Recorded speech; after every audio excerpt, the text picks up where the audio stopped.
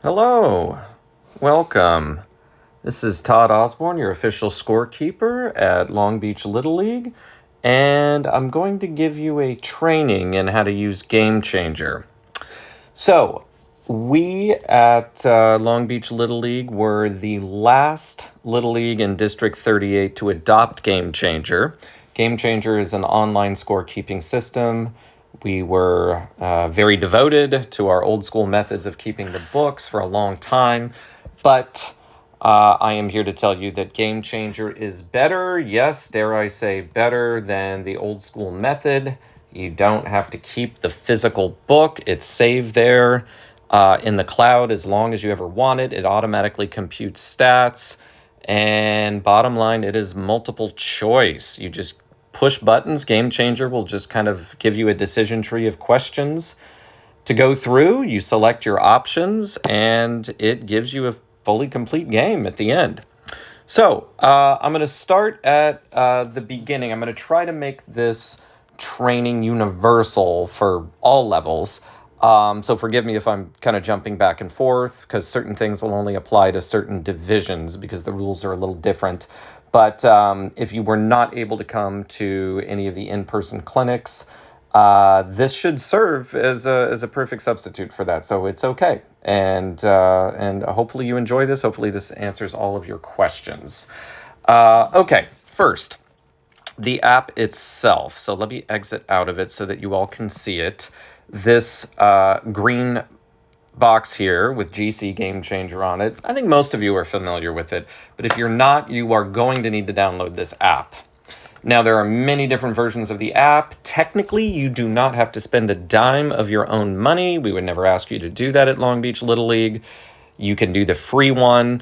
I will recommend paying for it because I think it's just so cool. I am one of those old timers who is not really into social media very much. I don't do it at all. It gives me a big headache thinking about it, but GameChanger is its own social media. I follow a lot of teams here.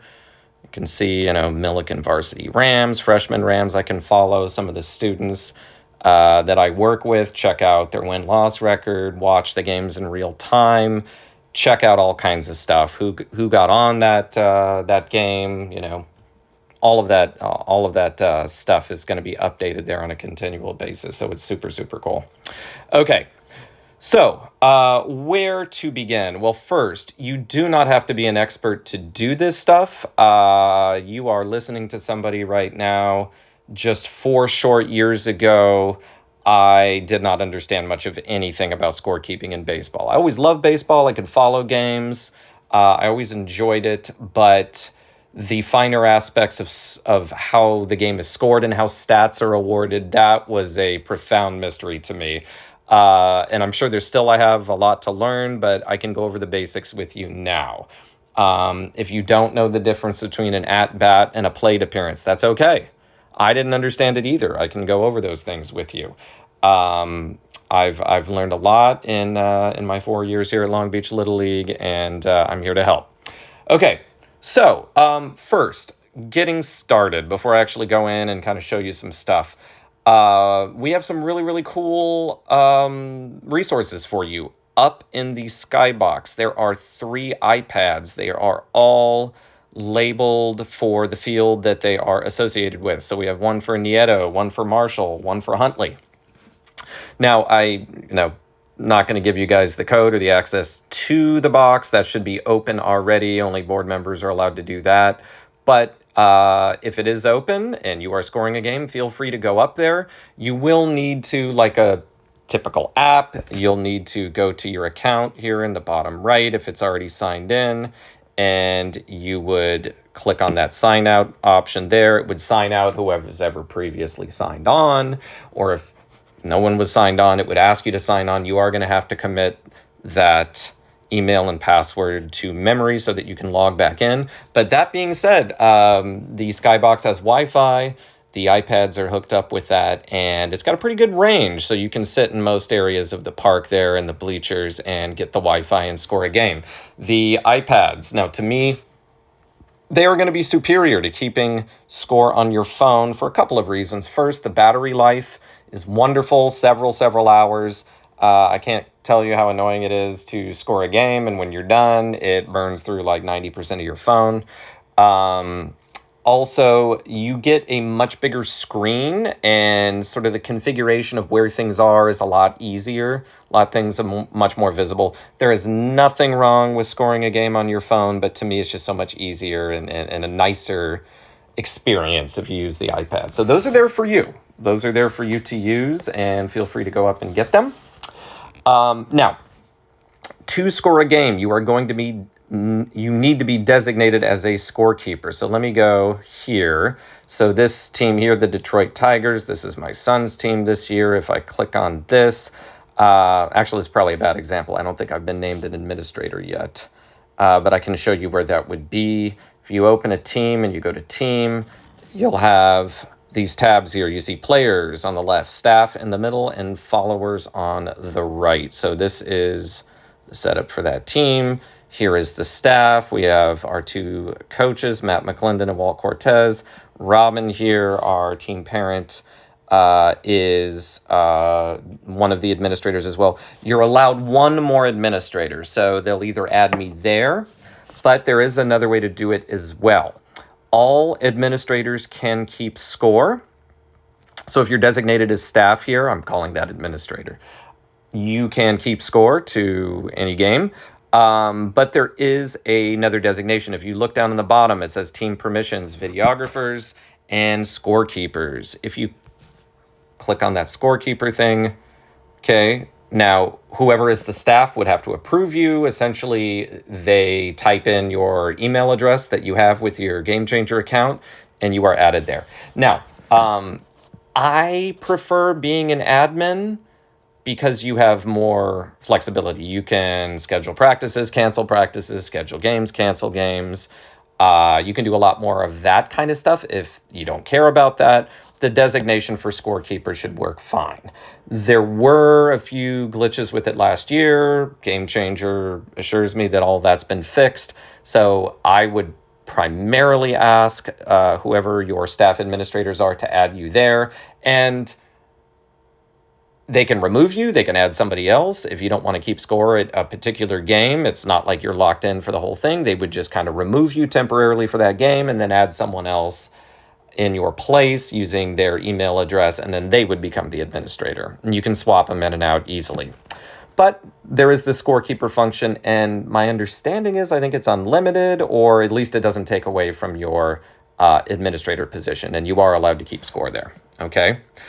So that is how all of that works. Okay, now, when we score games, let me go out and I'm going to show you what it looks like because I am the administrator for the whole league. So these are shells here for every division. So we have LBLL Majors, LBLL Farm, Minor A, Minor B, T-Ball. You know, I'm following my son's individual team, but that will also be underneath that Majors tab there. Okay, so like if I go under Majors here, we've got our 6 teams: Expos, Athletics, Kansas City Royals, Team USA, Detroit Tigers, Miami Marlins.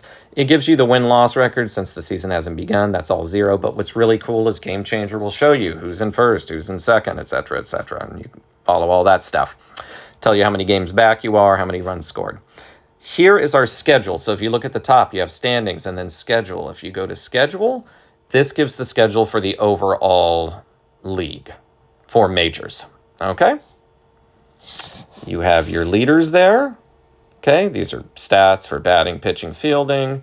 You have your teams, okay? If you want to look into individual teams and what their schedule is, and you have pitch counts, okay?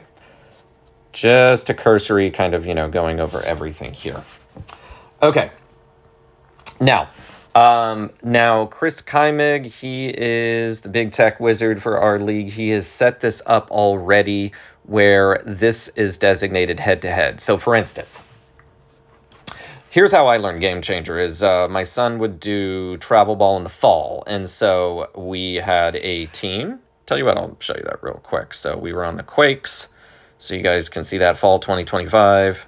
TB SoCal Quakes if you click on that.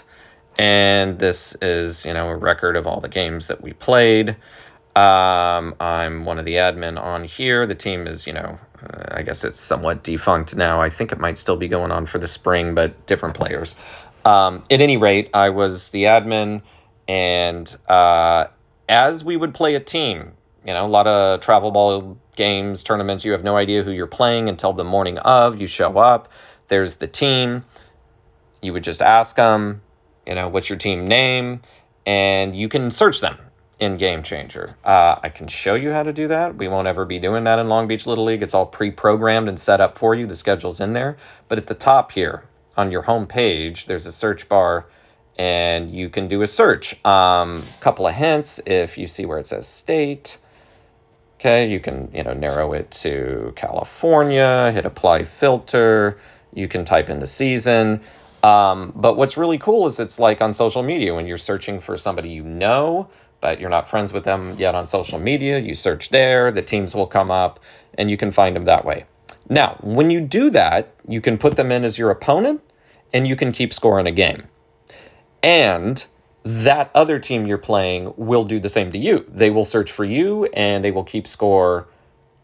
Typically, travel ball teams will do this. They will keep score for the game as well. And you have two separate scorekeepers scoring the same game, but they're totally unlinked. It'll be a little bit different because everybody kind of keeps score slightly differently. We are not doing that. We are doing a function that is called head-to-head. So what that means is that the designated scorekeeper for a game will always be chosen by the home team. So the home team, I highly recommend you have 2 to 3 people who are trained on GameChanger. Could you get by with one? Well, you might, but that person will have to score minimum 20 games. Well, I guess 22 because you have tournament play and everybody gets at least one game there. It's a lot of games with nobody would be able to miss those, be late to them, anything. So it's always good to have a backup, have a friend, someone on the team. If you went to the clinic, if you are listening to this video, you can help train this other person. Pay it forward, please. So I highly recommend getting a second person, maybe even a third person to do that. Okay, now, that individual, whoever is scoring the game, let's go to our first game here. Okay, back to schedule under majors. Let's say this game, Detroit Tigers, Miami Marlins. This is the night before opening ceremonies. You click on that. Okay, that button there that says score head-to-head game, you click on that, you are in. You are scoring the game. I don't want to hit that yet because the game is not started yet, but I'll show you kind of what it looks like in a minute. Now, what that means is, let's see, I don't know if they've designated. Okay, typically the second team listed would be the home team, but I don't know. Let's just say, for instance, the Marlins are the home team for this particular game.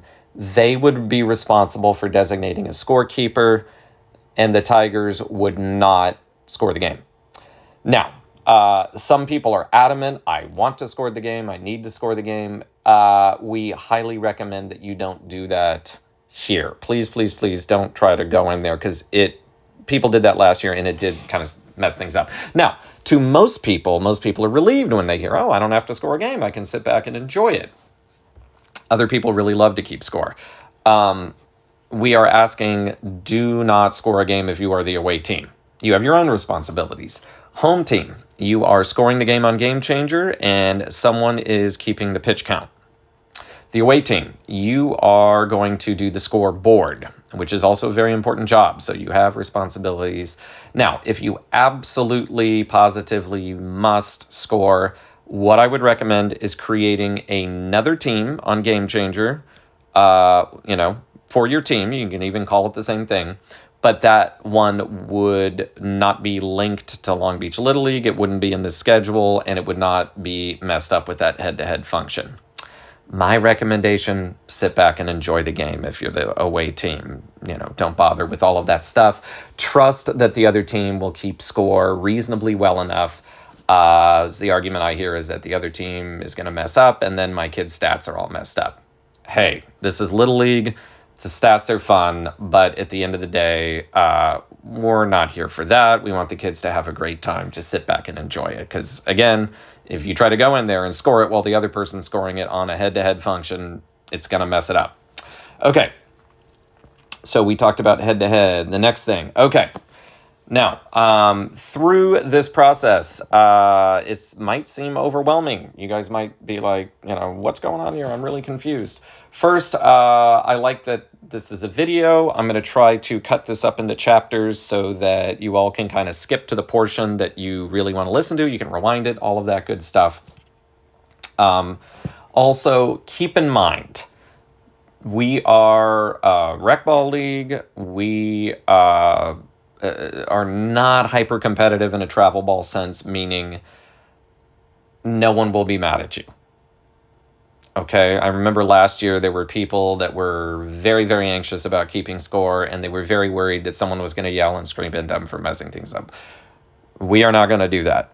We absolutely survive on the work of our volunteers. Some people like to prep the field. Some people like to drag the field afterwards. Some people get a broom and sweep out the dugout. Some people coach. Some people work the snack shack. Some people keep score. Some people do pitch counts. Some people do the scoreboard. It takes a village, and we appreciate all that you do. Now, quick overview. If you are keeping score and every last thing goes wrong, it's still okay.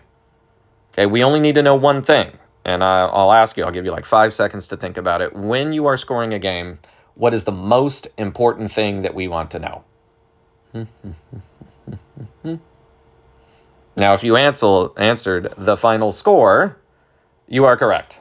That's all we really need to know. Now, we want a lot more than that, but that's the most important thing. We want to know who won, who lost, and what was the final score. And even with GameChanger, someone at this field is watching the game, paying attention, and keeping score. Probably both managers, probably both assistant coaches, probably a lot of people in the stands, probably the umpires. So don't freak out. You probably want to let someone know that you're having some major issues with it, and you can kind of just put your phone away. If, say, half an inning goes by and you can't figure something out, your phone freezes, something's malfunctioning, it's okay. Deep breath. All you need to know is the final score, and I can show you how to do that. Okay? I'll do that in a little bit here, but it's not a disaster. It will be okay, and this is a learning process, okay? Why I recommend that you practice. There's a practice feature in GameChanger, and I'll show you how to do that, and just practice a few times before you actually do it. Throw on a ball game. Practice keeping score for, an inning or two at a time. You don't need to sit there for 2 hours at a stretch, maybe 10, 15 minutes, play around with it a little bit, learn the features, learn the functions, and you'll see just how easy it is. Okay? Now, my advice, make sure to get to the field relatively early, because you have a lot of responsibilities when you're doing this. Okay? So, for instance, let's go into a game so I can actually show you this, okay? Now, there are 2 ways of doing this, okay? If you, let me show you here. I can't do it on the Tigers because I'm not an admin yet, but I can go to the Quakes here, okay? Now, if you see that little sprocket at the top right, that little wheel, if you click on that, you have this option to practice scoring a game. Okay, see it right in the middle? Now, before I do that, I will show you there's another method, and that is before you even have an account, if you're logged out. So let me go to the account button at the bottom right. Hang on 1 second. Thank you. I'm getting push notifications. Okay. Let me sign out. I have signed out, and you see this button at the bottom, right? You see GameChanger, all this stuff, create an account, sign in, or explore scorekeeping. You can click on that. You want to select baseball, of course. And there you go. It kind of populates all of the defensive players. It gives you the rosters, all that, and you can go ahead and keep score that way. Okay? Now, Get to the field 30 minutes early. Why? Because let me show you a few things. Look at the bottom. You see these tabs. You see score. You see my team, opponent, plays, stats. Let's go over some of these. Let's go to my team. Okay? You click on my team, and the roster is already populated. That's because this manager was very good and set it up beforehand. I will tell you, in my experience, most managers are not huge fans of GameChanger. They kind of know how to operate it, but not to the extent where they would set their lineup on GameChanger beforehand. Mostly they have that little clipboard. They hang it up in the dugout. The kids can see it. And you probably are going to have to go into the dugout and say, hey, coach, you got your lineup. And you are going to have to probably set that. That takes time.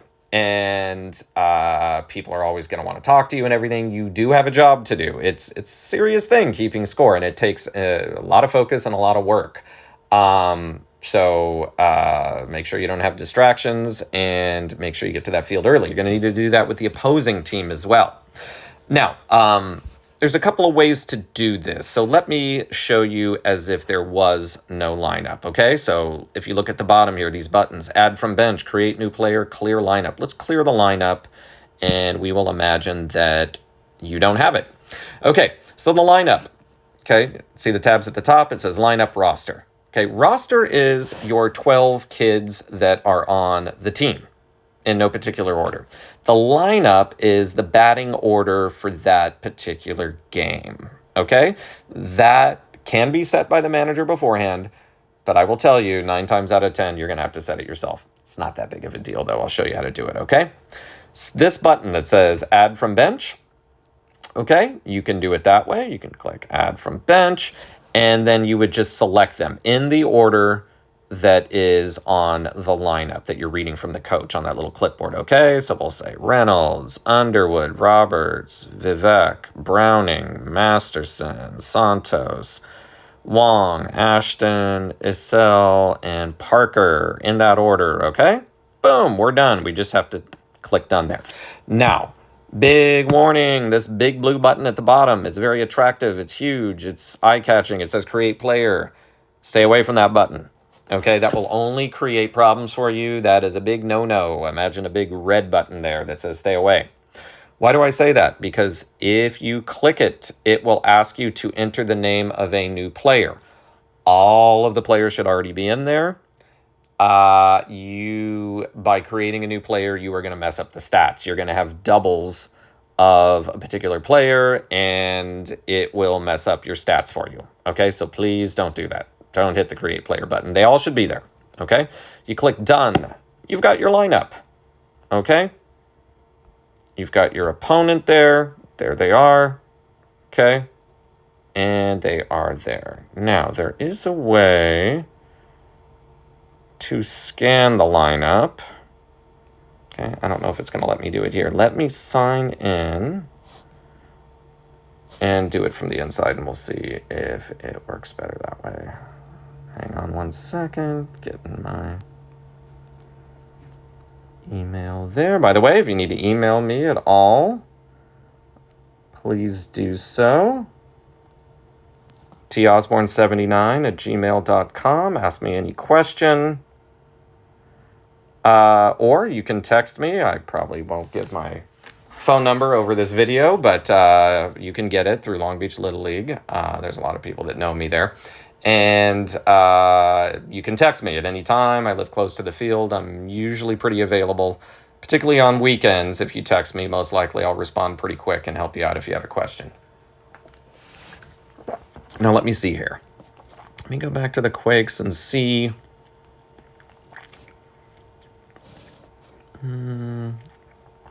This game's already scored. I'd probably have to go back in and rescore it, so don't worry about that. You probably won't have to do it.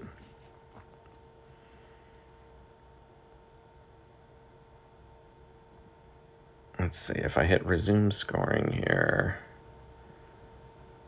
Sorry, just give me a minute here. Okay, so you see, this is kind of how it should look. Now, if your opposing team manager has already inputted your their lineup, it will show up when you go in to score because they're linked. That's what head-to-head means. Like I said, most managers don't do that beforehand. Many of them decide it on the fly. They get to the field an hour before the game, and they're like, writing it up at that point. In any case, if they have done it, you can click this scan opponent lineup. You can go over to the coach. They can whip out their phone, go into GameChanger, show you their lineup. You scan it with your phone, and it just imports it. And honestly, you're saving yourself maybe 10, 15 seconds doing it that way. I just showed you how to add from the roster. It's really not that big of a deal, but that is a feature that's kind of cool that GameChanger does. Okay, let me exit this game. There we go. Okay, just wanted to show you that feature. Now, okay. When you keep score, make sure that you have a spotter. This means you're going to be a lot watching the game, but you got to keep looking down at your phone to record what happened. A lot of times plays go on longer than you think. You think the play's done, you look at your phone, you look back up and you say, wait, how did that runner advance? I totally missed that.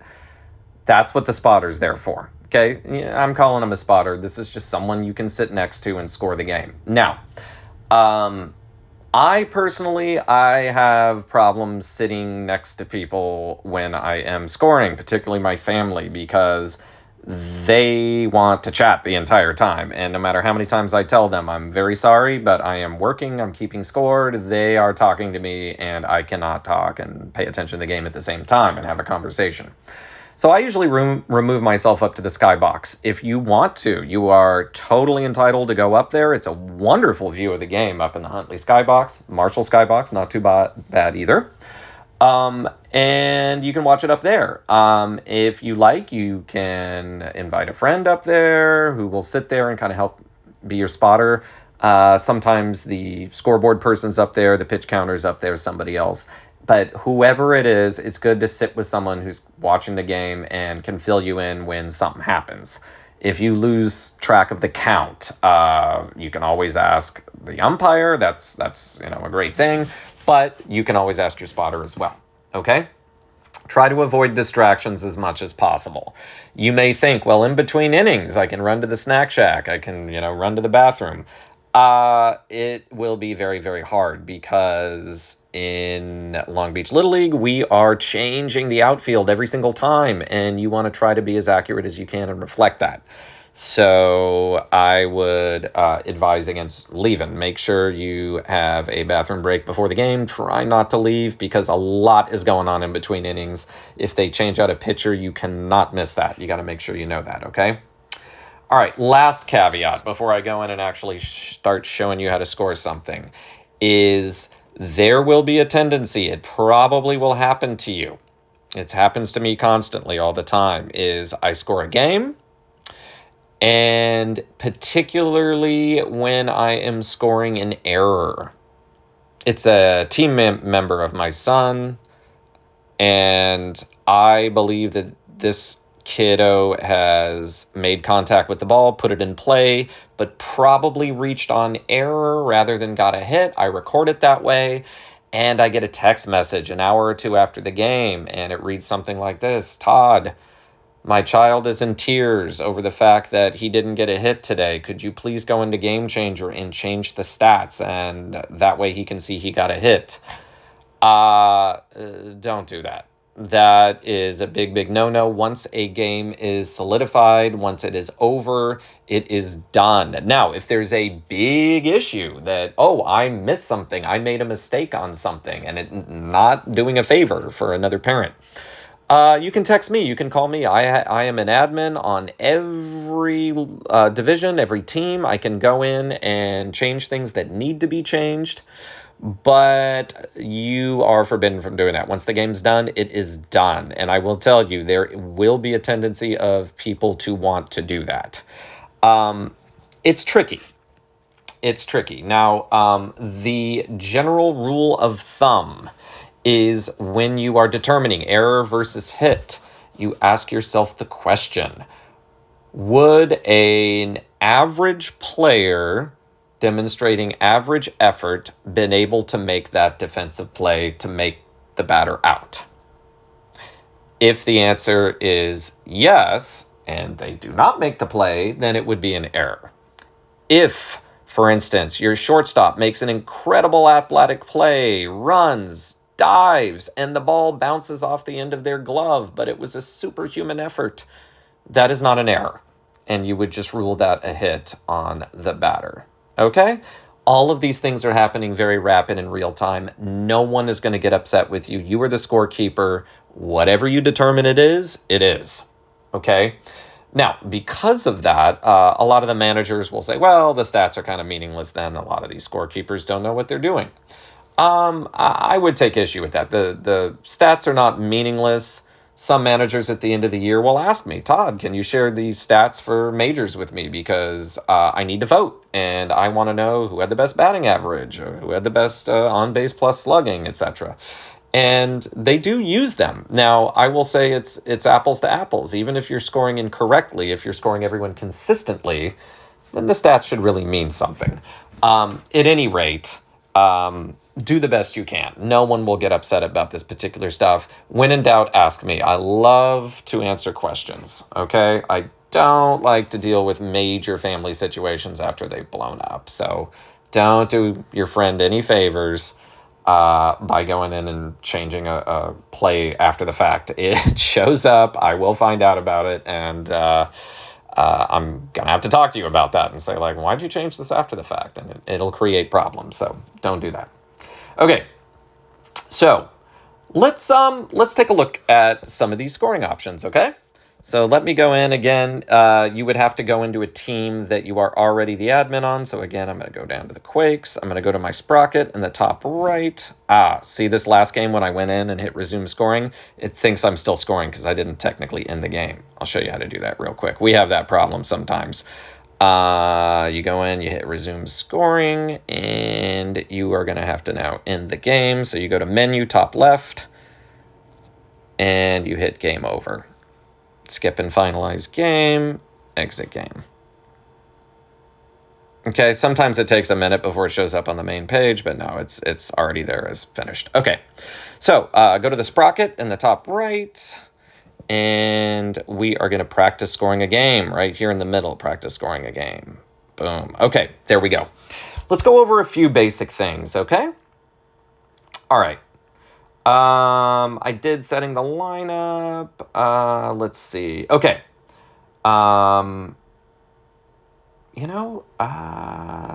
Actually, I'm following kind of an outline here, and sorry, I'm kind of jumping back and forth, but I do want to show you like one other thing real quick before I go into this. So sorry, let me go back to menu, exit, current game.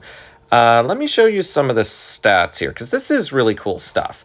So on the Quakes here, you have schedule, you have team, you have video, you have stats. Now, as I said, a free account, you can absolutely keep score. You cannot look at the stats, though. That is something that's pay to play. I believe that my family spends $90 a year. That's a year. So, I don't know, what are you talking about? $8 a month, something like that. And we get, I believe, 3 accounts. My wife, myself, my son, and we can all do that and all can look at stats. To me, it's very much worth it. Let's take a look at this. We have schedule, team, video, and stats. Now, video, probably you are not going to be using that because we have GoDog at the park, but GameChanger does allow you to record a game using your phone or a GoPro, and it's really cool. It will actually sync up the scoring of the game with the video. So this was something that was really cool. My parents, aunts and uncles, they wanted to watch my son's game. They couldn't go, and they can just go onto their GameChanger account, watch it on their iPad or their phone, and it'll tell them the score, who's up to bat, how many pitches, what the count is, all of that good stuff. You can do that. You're free to get a little GameChanger adapter machine, hang it on our chain link fence behind our backstop, record the games, but GoDog does it anyway. You won't get graphics there where it shows you the score or anything, but it's a lot of work to record it, I will tell you. Let's go to stats. Okay, there we go. We got stats. Now, this little thing here that says filter stats on this top left. If you click on filter stats, you can choose an individual game. You can choose a series of games. We just kind of selected every game for the whole season. And now we have every player and all of their stats. So we have GP. Okay, well, first you have these 3 tabs. You have batting, pitching, fielding. Let's take a look at batting. Okay, GP. Okay, if you click on GP, it will order all of the players from top to bottom for that stat, like who had the most to who had the least. Okay? So games played is what GP is. PA, that is a plate appearance. That shows you that. AB, that's at-bats. Again, clicking on it, it reorients the list according to who had the best. Average, that is your batting average. It's a good old stat. We still like to use it, but here's some of the new ones they like. OBP, on-base percentage. OPS, on base plus slugging. Slugging, SLG. Okay, you got your hits. Singles, doubles, triples, home runs, RBIs. Ribbies, sometimes they're called. Technically, it's R's BI because it's runs batted in, but nobody will fault you for calling it RBIs. We got runs. We got BB. BB is base on balls or walks. SO, strikeouts. KL is struck out looking. HBP, hit by a pitch. Okay, sack, SF. ROE is reach on air. Fielder's choice. Okay, stolen bases. Now we're getting to the weeds. You don't need to know all that stuff. This is the stuff that's very, very cool that you can check out with GameChanger. It just computes all this stuff for you. Now, let's imagine you're keeping a book. Paper and pencil book, you would have to compute all of that stuff on your own. It would not do it for you, and it is tedious and exhausting, and God bless applications because they do all this math for us, and it's really, really cool. My kid loves the stats. He loves going in and looking at them. He thinks it's a really neat thing. And what's great is, as long as you pay your GameChanger account, it saves it every season. You can check out your stats and, reminisce. Okay, that being said, all right, let's see. Was there any other tabs that we wanted to take a look at? I think I showed you guys most of that stuff there. If you wanted to look at pitching, we also have pitching stats here. So we've got IP, that's innings pitched, games pitched, games started. Some of these I forget what they mean. I forget. Oh, BF is batters faced, how many batters this pitcher went up against, numbers of pitches, wins, losses, saves, and then there's a whole bunch of other stuff. Earned runs, BB is walks, strikeouts, struck out looking, hit by a pitch. ERA, that's a standard one, earned run to average. We got WHIP, that's walks plus hits per inning pitched. It does all of this stuff for you. It's really extraordinary. It's really, really cool. So you will have access to all of that stuff if you pay for the paid account. Okay, now let's try to have some fun with some of this stuff. All right, let's go to, like I said, I'm going to go back into the Quakes. We're going to go to the Sprocket, and we are now going to practice scoring a game. Okay. So, defensive positions. Okay, now this populated it for me, but let's say that all of these were empty, right? You come, or the half inning ends. Let's say your pitcher and catcher are still the same, but then the infield and outfield are totally different. Now, here's what I will tell you. You want to be as accurate as you can, but don't sweat the defensive lineup too much.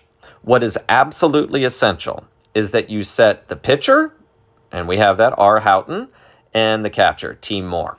Why do we want those two? Well, pitcher is very, very important because there is a pitch count. You are not the official pitch counter, but occasionally the ump will turn around and ask, who's my official scorekeeper? What's the pitch count? Or maybe the manager comes by because they are always mindful of pitch counts. They want to know how many days rest their pitcher needs, et cetera, et cetera. They may ask you, and you want to have a fairly accurate idea on both teams how long people have pitched. Although the pitch counter is official. It doesn't quite matter what you have. It matters what they have. It should line up, though. It's not a bad idea in between half innings to holler over at the official pitch counter and say, what do you have for pitches right now? Are we good?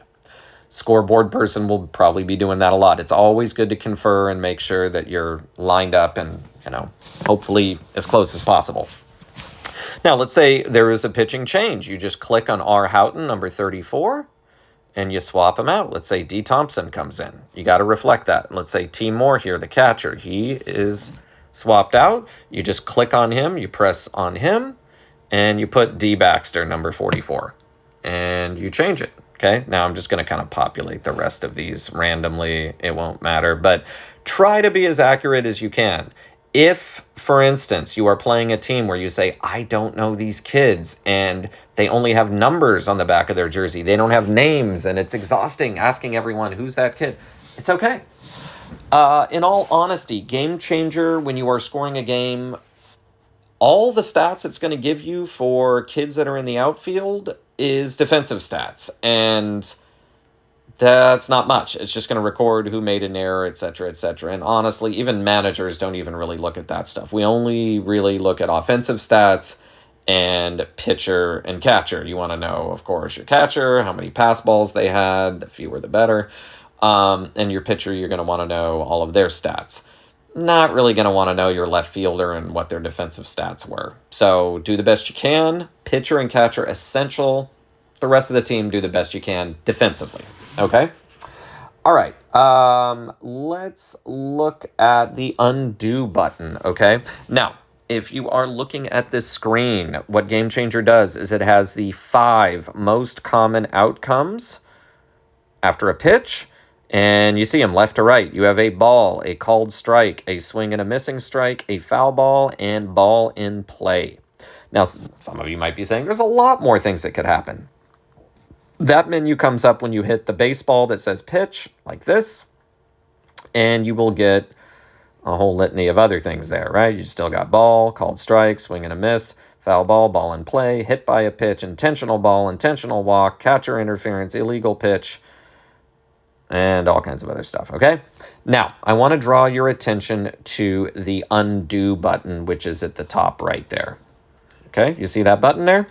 That is your eraser in case you make a mistake. It's also down here on the main screen, okay, just above where it says foul ball and ball in play. You can click undo from there as well, okay? So, for instance, if you hit a called strike, and you go, oh, wait, no, that was a swing and a miss or something else. You just click undo, and you're good to go. So the undo button is your friend. You may have to hit it multiple times if you made multiple mistakes, but it is there for you. Okay, now, this is something that would most likely only apply to our lower divisions, farm, minor B, minor A. The mercy rules. So let's say you are keeping score. Okay? And 5 runs are scored in a half inning. That means the inning is done. Now, GameChanger is not programmed to automatically end an inning if 3 outs are recorded. Okay, when 3 outs are recorded, it will just automatically switch. Now, let me show you that, okay? Let's say ball in play, pop fly, batter out, pop out to the pitcher. Boom, that's 1. Ball in play, pop fly, batter out, pop out to the catcher, D. Baxter. Done. Okay. Ball in play, pop fly. I'm trying to do this as quick as I can. Batter out, pop out foul, T. Smith. Now you can drag T. Smith to foul area. The first baseman, he catches it. Done. 3 outs. Now GameChanger knows. It's a very smart little program. It says middle of the first. You want to accept and switch, or do you want to cancel? If you hit cancel, it's like doing undo. The last out will not be recorded, and it'll, kind of wipe out that last at bat. We will accept and switch, because I just want to show you that's how you would normally go through an inning. But let's say 5 runs are recorded, but not 3 outs. So let's say, I won't go through and record all the runs. That's unnecessary. But let's say, okay, 5 runs. Umpire says 5 runs. He, makes a little circle motion with his hand, and all the players come off the field. And you are panicking because you say, I don't know how to just end the inning. unless I have my 3 outs. You don't want to go in and create fake outs because that will mess your lineup. If you go through 3 batters and say they all got out, then the lineup will advance, and the next inning, the wrong player will be up to bat, and you will be out of luck. So you don't want to do that. It's very easy. It's very, very easy. You go to menu in the top left, and you are going to go to manual. Manual override will be a different thing. It's actually just end half inning right there. Okay? So you hit end half inning, and it'll ask you, are you sure? Cancel will just undo, and you're back where you were, but we'll hit accept and switch. Okay? So that'll be very important. That happens fairly frequently in the lower divisions. Now, forgive me, my son came up through Pony League, so I'm unfamiliar with Farm, and I hear the rules, but I can never really commit them to memory. I believe the first half of the season, Farm is non-competitive. I guess you can keep score, but there's really no like record of wins and losses. It's entirely up to you. I'm not going to mandate whether you have to keep score or not keep score in Farm during the first half. You may want to practice. It's up to you. However, I have heard that if, for instance, you don't get 3 outs, but you bat all the way through the lineup, maybe you score 5 runs, maybe you don't, but you bat all the way through the lineup, then the inning ends. Same thing. You go to menu, you would go to end half inning, and it would end that half inning. Okay? All right. So that's the mercy rule. Let's talk about So let's say for some reason home and away team got messed up. You have set the lineup. You are ready to begin a game to score, but you're like, oh, I thought that my kids' team was in the home dugout, so I put them as the home team. Oh, shucks, I made a big mistake. You don't have to do anything too drastic. It's pretty easy. If you go to menu, swap home and away teams. It's right there under the menu, and it will swap the sides for you.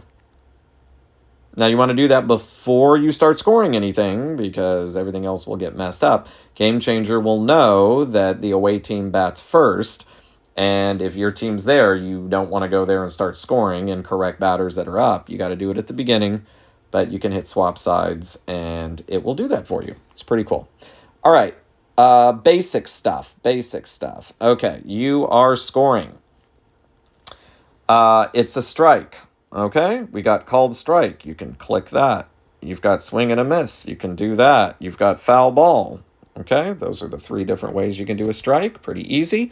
You've got ball on the left there. You hit ball. You hit ball.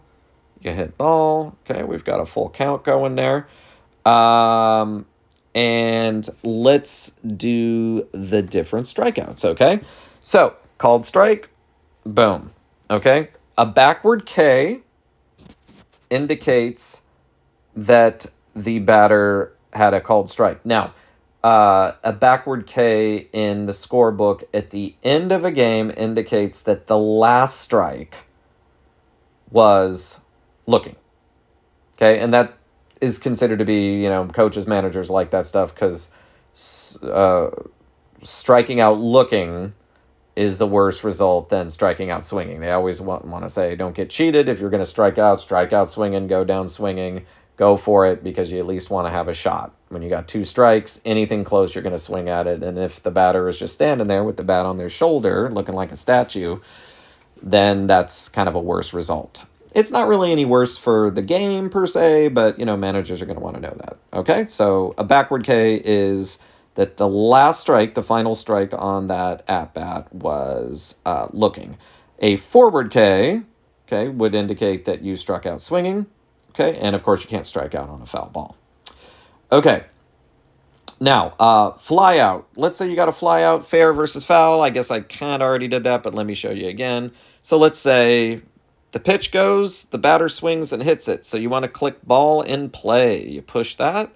Okay, let's say that it is a pop fly. Let's say that the batter is out. And let's say that it's a pop out. Not a pop out foul, but a pop out. Let's say that it's a pop out to the first baseman. What you want to do is try to drag that glove, that player, to the position relatively where they caught it. Now, You don't have to be exact here. And some of you may say, well, why do I have to do that? I mean, technically you don't have to. You could just kind of tap the player that did it. The reason why you want to drag them to the field precisely where they caught it is GameChanger will give you spray charts. Some managers really look at this stuff. Others don't really look at it that much. But if you look at a batter, you can analyze really where they're hitting. And then you can move your defense accordingly. You can say, hey, this particular kid always hits it over here, so we're going to move our defense over here. Okay? So do the best you can. It's not a huge deal, but that would be it. They caught it. You do have to hit done to end the play, and then it records the out. The batter is out. Okay?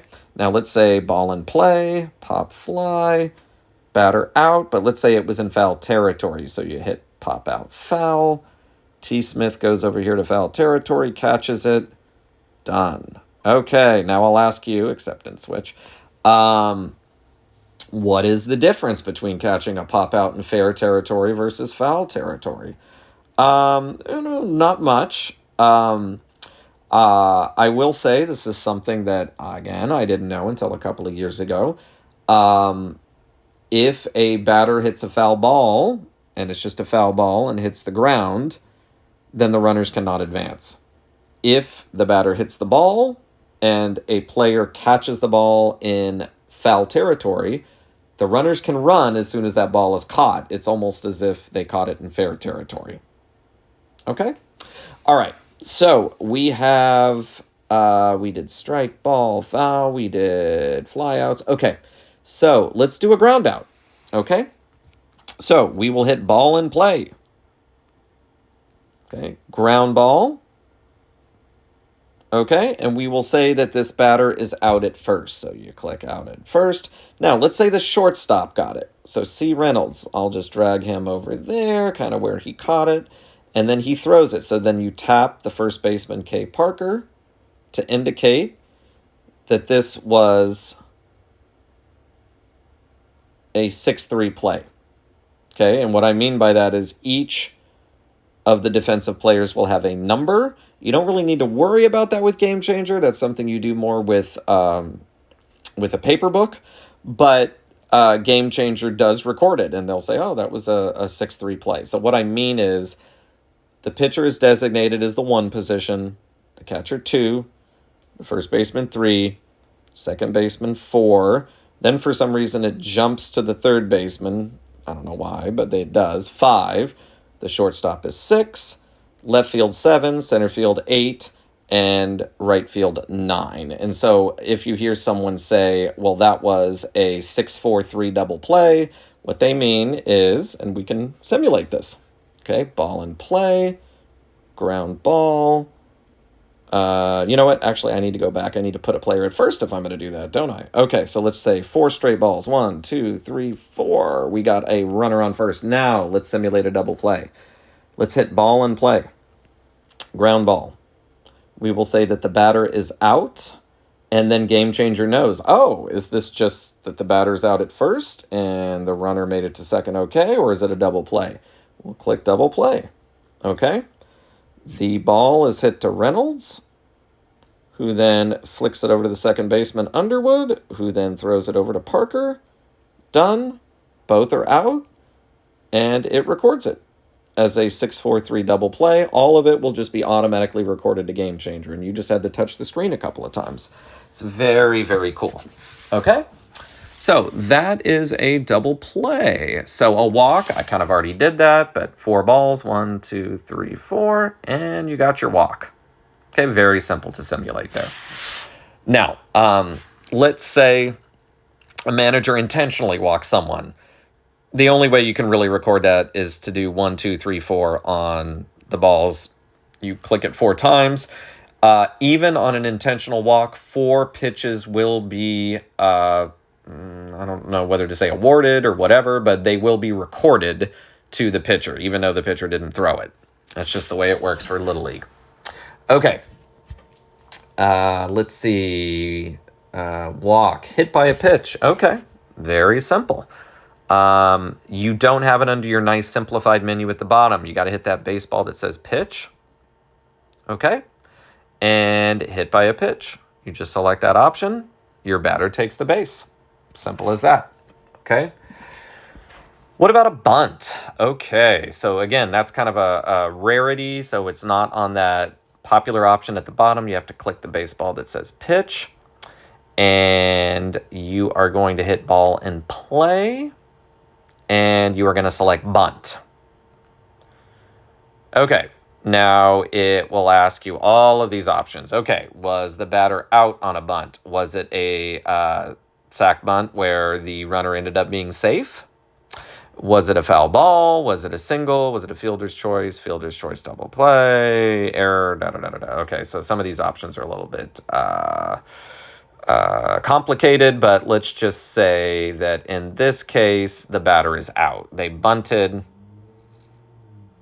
and let's say that they are out at first. Okay, let's say it went to the pitcher. And the pitcher threw it over to the first baseman. Done.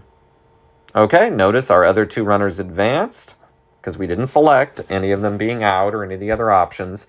And so that's how a bunt would look. Okay? All right, let's talk about a fielder's choice. Now, let's see. I'm going to drag this person back here. Okay, I just need to set it up. It's not something that would have happened most likely if we had if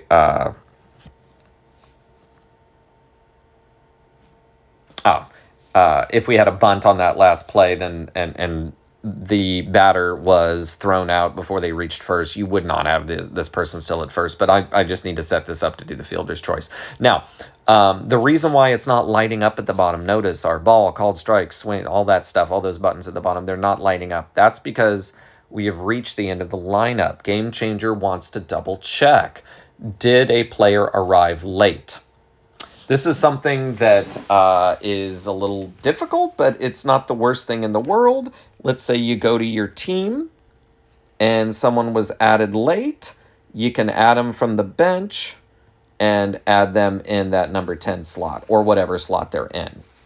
You probably want to confer with the umpire and ask them, is this okay? Because there's all kinds of rules for if someone arrives late or leaves early, what happens to that spot. If you're playing with 8, then that's an out every time they come up. It gets a little complex. To me, it's fairly rare. There's not too many games I've played where a player has arrived late or left early, but it does happen sometimes.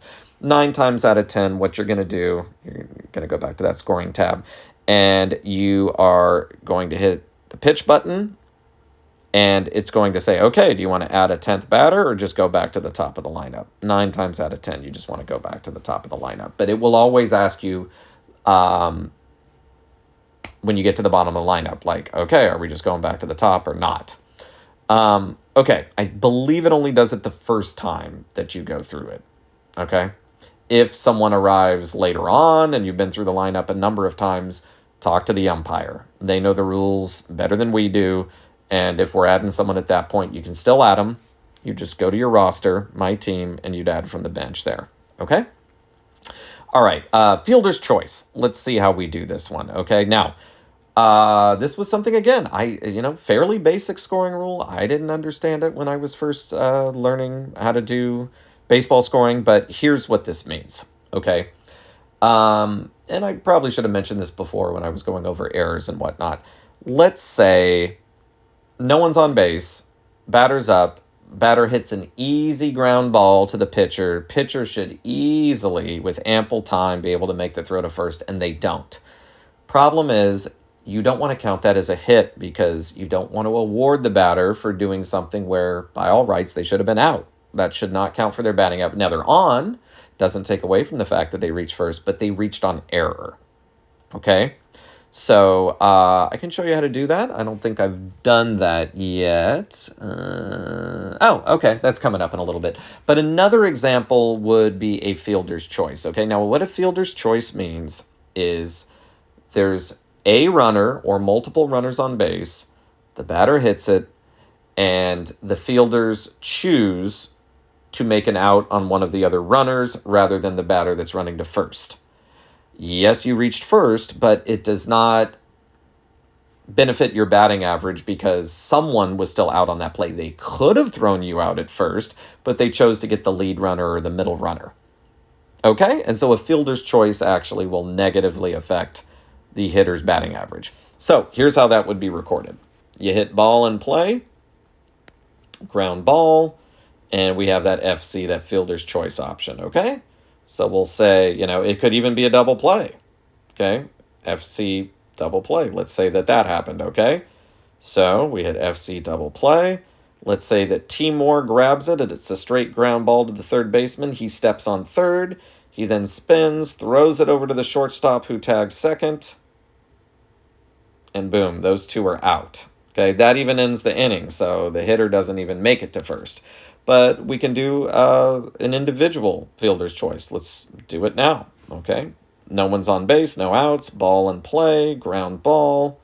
Well, actually, we need someone on first, don't we? So we'll say that it's a single. Okay, we'll say the ball was hit way out to the outfield there. Okay, now we have a runner. Now we can do a fielder's choice. Okay, ball in play, ground ball, fielder's choice. Okay, we will say that the second baseman fields the ball right there, throws it over to the shortstop, who tags second. Boom, gets the runner there. Now it will ask you just to double check. GameChanger wants to know, out or safe. Yes, we want to indicate this is a fielder's choice. That runner is out.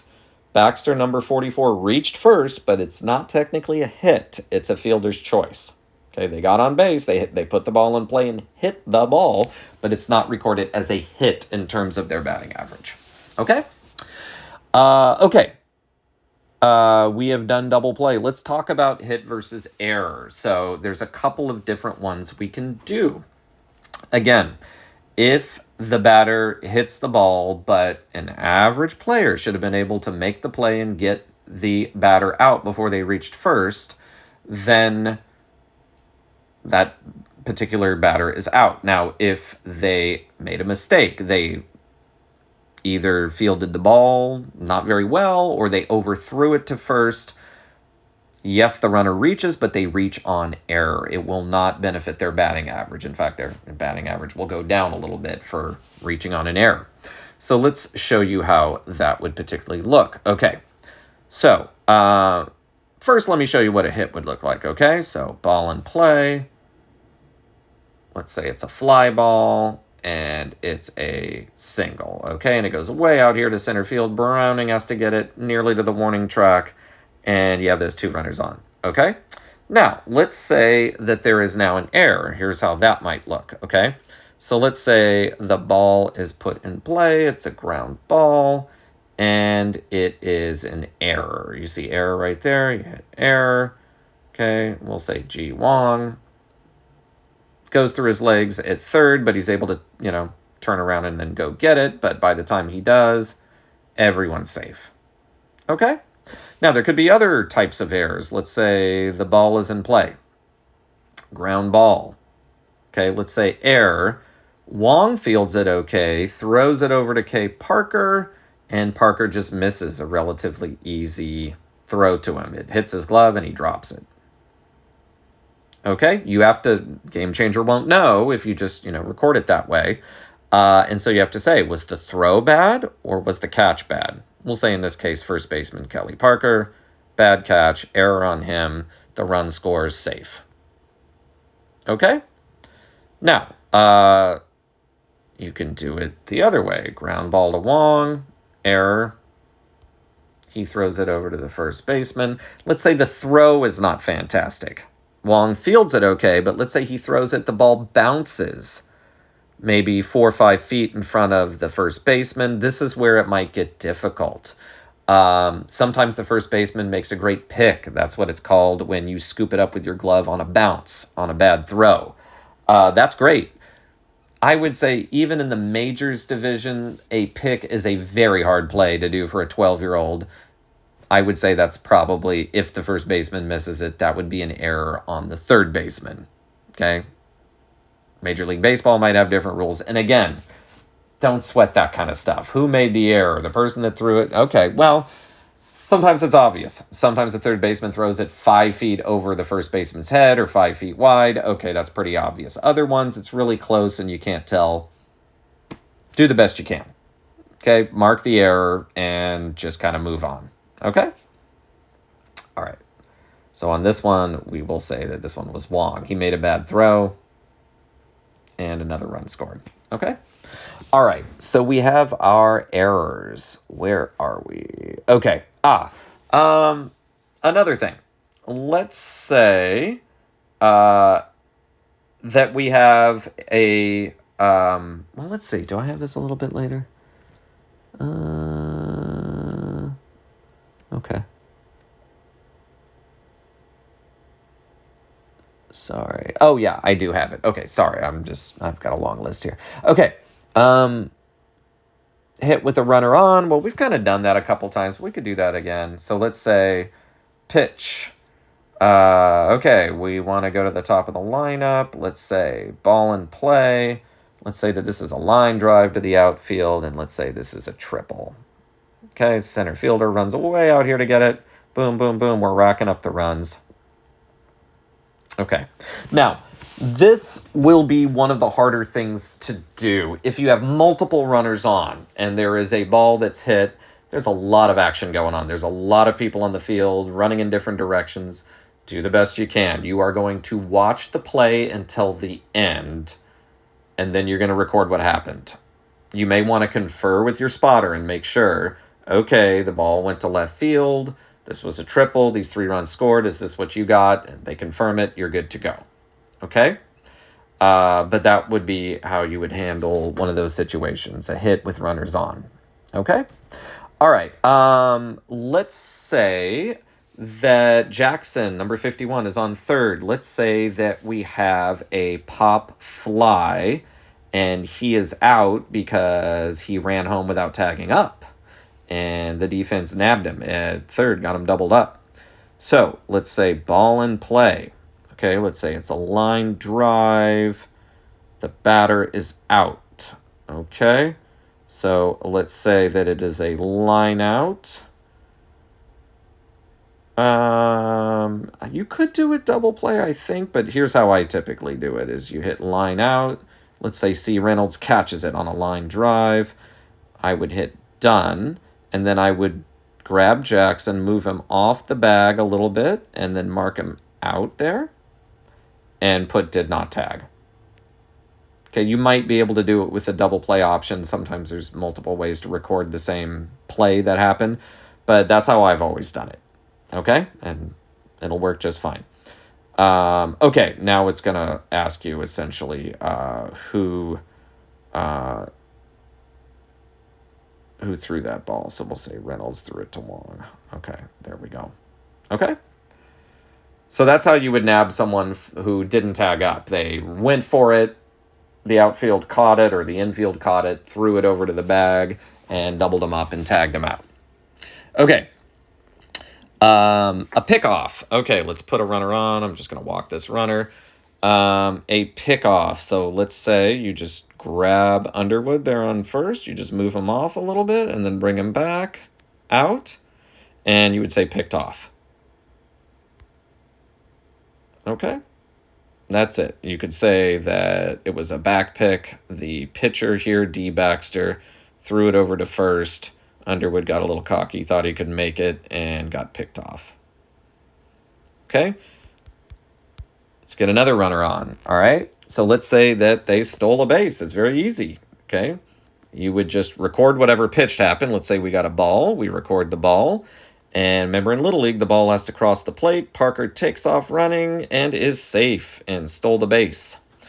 I will tell you, this is pretty rare in almost every division. How do most runners advance? Not on a hit. If we're not counting hits or walks, a runner typically advances on a wild pitch or a pass ball. At least that's my perception. I've watched a lot of these Little League games, and it's very, very hard to steal because the ball is pretty much in the glove of the catcher before you can start leading off and running, and it's 60 feet. A good catcher, especially in the majors division, should be able to nab you at second or at third if you are going for it. And what usually happens instead is if someone, quote unquote, steals a base, they're not really stealing a base. You don't want to give them credit for it. What's happening is a pass ball or a wild pitch. So here's how you would record that. Okay? So let's say, well, here, let me move them back. So let's say you got to record the pitch first. The pitch is thrown. Let's say it's a called strike. Parker takes off, and we will say is safe. Okay, it'll ask you, did he steal the base? Was it defensive indifference means that the catcher caught the ball and just threw it back at the pitcher, and they did not even flinch when you ran. They didn't even try to get you. Okay, what would most likely happen here is you would say a wild pitch or a passed ball. What is the difference? A wild pitch is a pitch by the pitcher that would have been nearly impossible for the catcher to catch. It's just a ridiculous pitch. It's in the dirt, it's 10 feet over their head, it's wide, whatever. Okay? A pass ball means that the catcher should have caught it with a regular amount of effort but did not catch it. Okay? So you could record pass ball. Let's say that the runner then makes it home on a wild pitch. Oh, you know what? I need to cancel that because I didn't do a new pitch, right? I did that initial pitch and had them advance one base, called it a pass ball, and then I tried to advance them again, and GameChanger said, wait, was that the same pitch? GameChanger is very smart, right? Okay, so I'll hit ball. So this is a new pitch. And let's say that they're safe. I will say, okay, that was a passed ball. That the catcher should have caught it, and it just got past him, and that's how that runner scored. Okay. So, let me show you how to check out pitch count. Oh, last thing. So let's say you are doing, well, not the last thing overall, but last thing before I do pitch count. Let's say you're in the majors divisions. We have a new phenomenon, and that is the drop third strike. This is not something in the lower divisions, but it is in majors. So like in the major leagues, let's say you have a called strike, a foul ball, and then let's say you go to pitch, and because you don't have drop third strike at the bottom menu, but you have it there, a dropped third strike. A drop third strike, you have to record whether it was swinging or looking. Let's say swinging. Okay, and then it is considered a live ball. The batter should run as fast as they can to first. If they make it, you would say reached first on a wild pitch or a pass ball, whatever you think. Okay, why was the drop third strike dropped? Who made the mistake? Was it in the catcher's glove and they just flubbed it? Or was it, wild and the batter swung at it anyway? You just have to record that. Okay? However, if it's a drop third strike, the catcher picks up the ball, or another player picks up the ball and makes the throw to first, the batter's out at first, you would just have to indicate one of those three things here. We'll just say that the batter's out at first. Okay? Baxter threw it to Smith. Okay? Now, quick thing. Let's do this again. Let's say called strike, swing and a miss. Let's say it's another drop third strike. Let's say it's looking. And let's say that the batter reached first base on a pass ball, okay, and the catcher fielded it back there, okay, Isel number 13 makes it. Interestingly enough, what happens here is that this is not recorded as a hit. Isel technically struck out, but they're just on first base. I know, baseball it's a whole world that still I'm not 100% familiar with about how these things are recorded. But this is the nature of why we are doing this in GameChanger, because the program is quite often smarter than us and knows how to record it. They will know, technically, Isel, according to the rules, struck out on that. It's almost like reaching on error. They're on base, but their batting average does not improve due to that. It was just a mistake on the batter, mistake on the catcher, so the batter doesn't get the credit for it. Okay, I'm getting tongue-tied sometimes. Okay. Let's check out pitch count. So let's say you're the middle of the game here, and your manager comes over to you and says, hey, how's my pitcher doing? How many pitches does he have?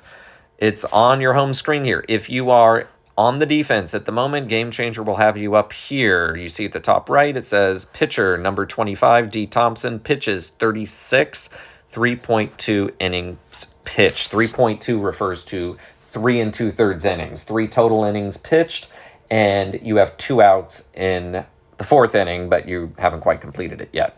Okay? Now, let's say if you want the other team, okay? At bat, number 15, G Wong, let's say that team, you want to know their pitcher and their stats, okay?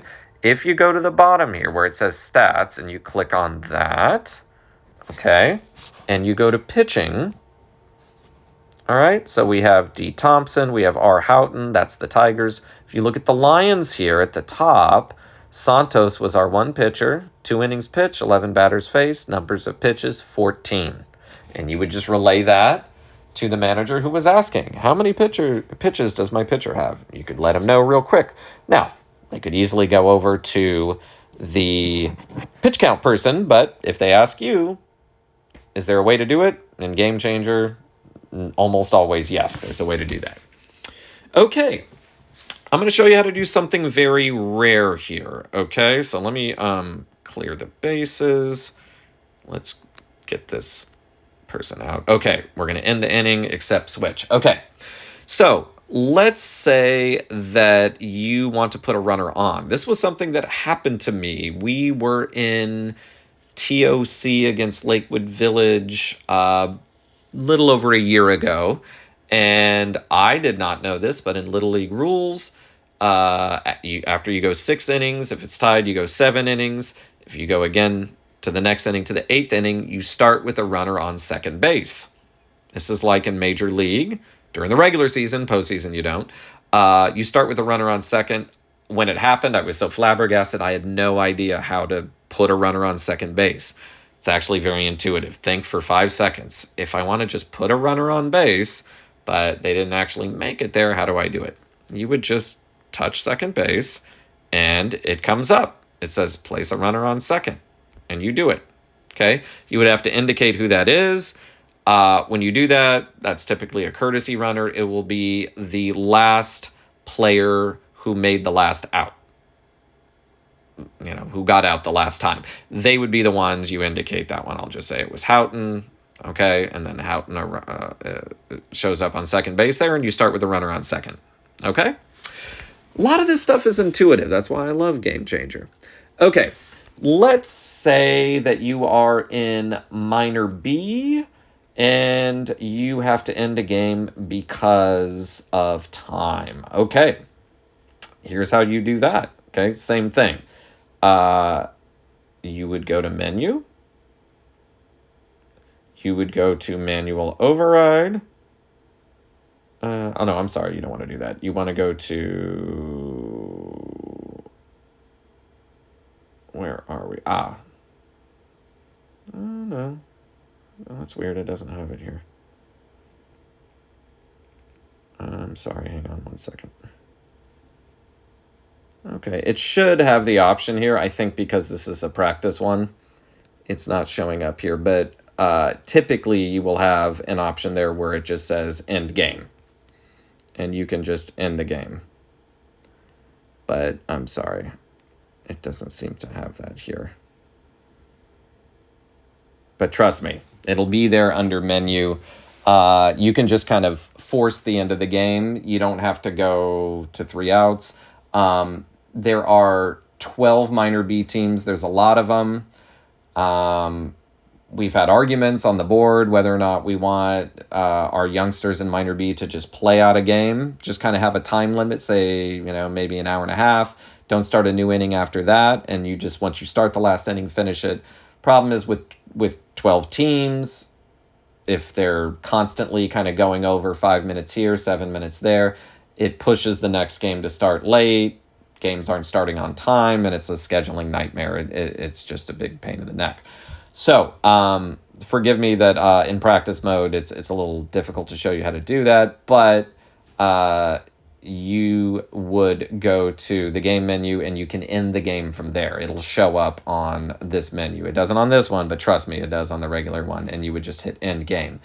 And now, one thing about this is where our reversion rule will come into play. So let me go ahead and show you this. There's a lot of controversy on this, But let me go. I took a screenshot of this earlier. They word it very funny here, but oh no, that's the days of rest. Okay, but this is something I might as well show you. These are the days of rest, by the way. Like, why do we keep pitch count? Why is that so important? Well, the health of our little kids' arms, they're still developing. They have growth plates in their elbows and shoulders, not bone. It's soft cartilage, and it can tear. My son's had a few problems with his elbow in the past. I've learned a lot about little kids' arm anatomies, and I will tell you that a little kid will not get Tommy Johns because their UCLs will not break, because their UCL is not the weakest part of their arm. Their ligaments are actually stronger than the growth plate. The ligament will pull on that growth plate and actually cause little tears or even pull it off of the elbow. That's a terrible injury for a little kid to have. And all of that can be prevented with a pitch count system where we have a cap and we say, hey, at the bottom there's 66 plus pitches. You are not allowed to pitch for 4 days. You're just out of commission. That keeps their pitch counts down, and you can avoid all those really terrible catastrophic injuries. Okay? Now, going back to this, here is our reversion rule, okay? Starting and ending a game. All right, so I will read it to you. It will sound very complex, but then I'll try to explain it in proper English. All right, starting and ending the game, Rule 4.0, exception. If the game is called during an incomplete inning, the game ends at the end of the last previous completed inning in each of the following situations. The visiting team scores 1 or more runs to tie the score in the incomplete inning, and the home team does not score in the incomplete inning. Number 2, the visiting team scores 1 or more runs to take the lead in the incomplete inning, and the home team does not tie the score or retake the lead in the incomplete inning. Okay, and then you got a local option and all that good stuff. All right, so it is a mouthful. It is very confusing. What this basically means is that the game sometimes will revert back, but only in a couple of circumstances. So, let's say you are in the top of the 4th inning. The away team is up to bat. They don't score any runs in the top of the inning, and the score is 5-4, the home team. The home team would just win that game. You don't need to really revert the score back to a previous inning. The only time where you would ever negate the partial inning that was played, and you didn't finish according to time, is in 2 circumstances. It would be if the away team either took the lead or tied the game in the top of an unfinished inning. That would be the only situation where you would then say, okay, there was a score change in the top of an inning, and the home team would need to bat in the bottom of that inning to give them a fair chance to come back, and they never got that chance. Therefore, the score reverts back. Otherwise, we just don't revert it. If this sounds very, very confusing, don't worry about it. Ask the umpire what the situation is. You can call me, text me. I will enforce that rule, and I will revert it if we need to. But don't worry about it too much. Okay, minor B can get very, very confusing on this particular point, but that is essentially how the reversion rule works. Okay, just think of it logically. Okay, if, for instance, the away team,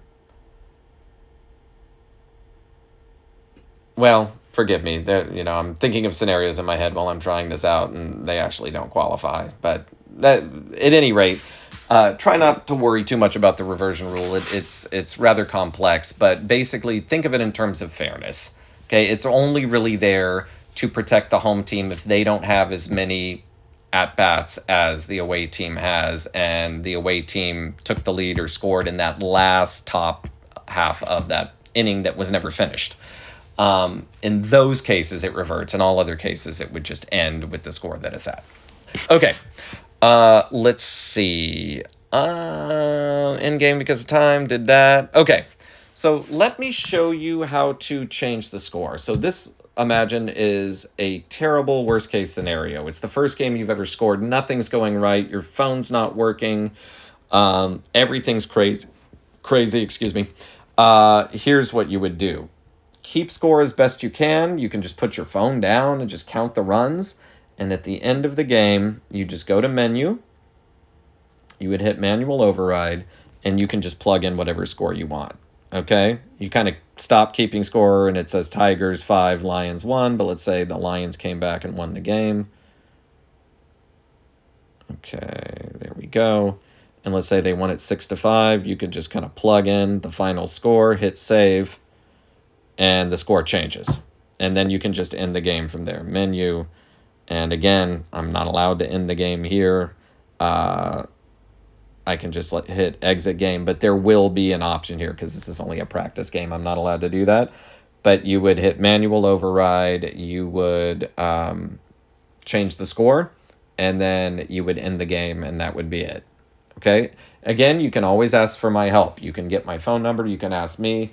And from my own home, I can go on my phone. I'll just ask you, well, what was the final score? And I can go in and override it as well and save it if you're unclear how to do that. Okay? All right.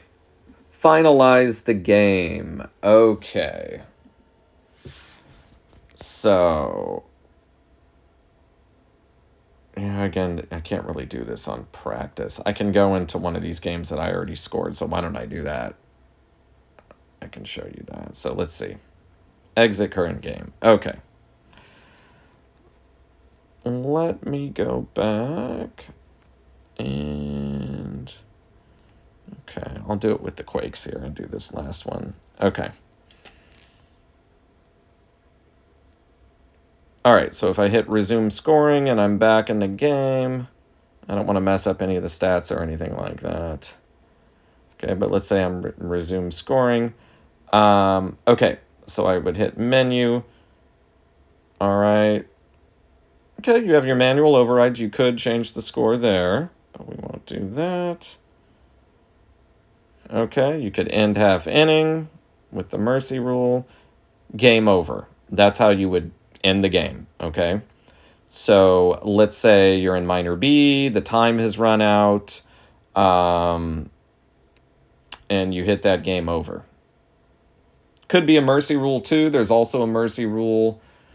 Forgive me, it's different in every division, and it's different in postseason versus regular season, but I believe it's 15 runs after 3, 10 runs after 4, something like that. And let's say that the max runs have been scored and you need to just end the game before 6. Okay, you go to the menu and you hit end game, and then you would hit skip and finalize game at the bottom there. Okay, you can export the box score if you want. I never really do that because you can just go back into GameChanger and the box score is there. So I think this is if you want to share the box score with someone else, but you don't need to really do that. As I said, you can close out the game, hit exit game. It's saved there forever, and then the box score is here. You can just look at all of your stats for that individual game right there. Box score is when you're looking at one game, and it just gives you kind of the basics. Okay? You can go to view full stats, and it will go into much greater detail about all of that. That's just for the one game, though. Okay? If you go out to the main page for your team, stats, and then you can filter the stats according to like how many games you want to look at. Okay? Okay, so that's how you would finalize the game. That is basically it.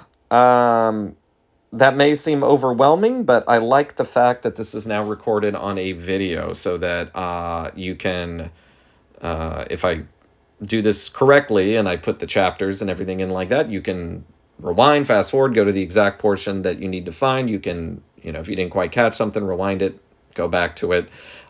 Please ask. I guarantee there will be people on pretty much every team that know how to score, or people that know me, know my phone number. please don't hesitate to call, text, ask. I'm here to help. This is my position on the board. I love doing this kind of stuff, and I'm always willing to help out. So if you have any issues with that, please contact me. I'm more than happy to help you out with it. I hope you have a fun time keeping score. It opened up a whole world to me. I have a much greater appreciation for baseball now, and I think understand it at a much greater level because of this. And I hope it enlightens your world as well. Thank you so much for listening, and have a good season. Bye-bye.